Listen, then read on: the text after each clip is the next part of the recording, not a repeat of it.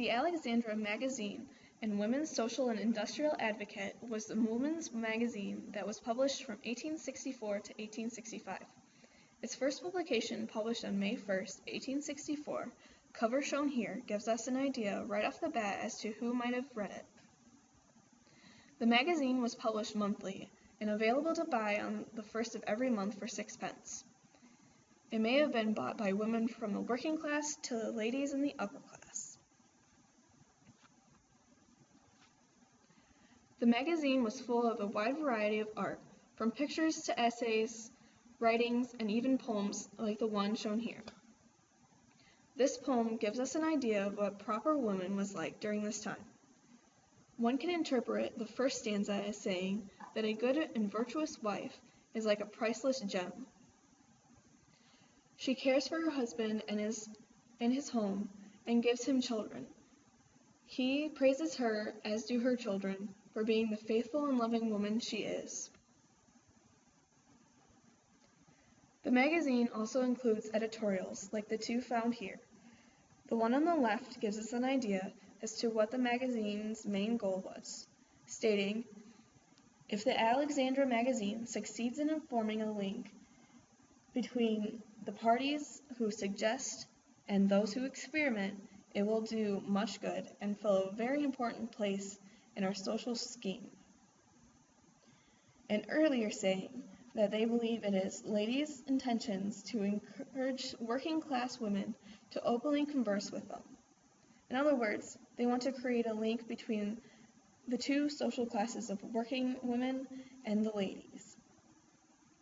The editorial on the right is from a male general practitioner who is nervous about women joining the medical field.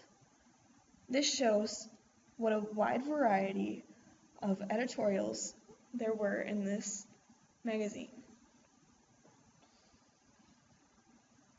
There were many kinds of advertisements. One kind is that of promoting women's employment.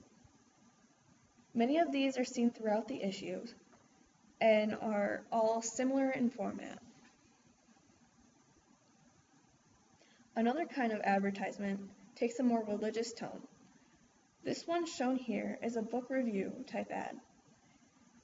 It is about a religious book. These quotes listed as scripture conversation cards, which may encourage women to speak more about religious texts. Then there are the ads trying to sell or announcing the availability to sell books. This one with, yet again, another religious example. There are other types of ads that announce the opening of buildings or businesses like an orphanage or Protestant hall, as well as the availability to go to school, like a nurse's school or girls' middle school.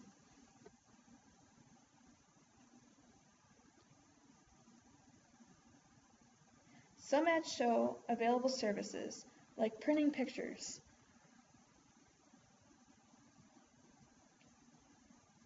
The last type of ad is the one trying to sell things. The one shown here is of hair dye for women, stating that it will bring back the natural color of her hair.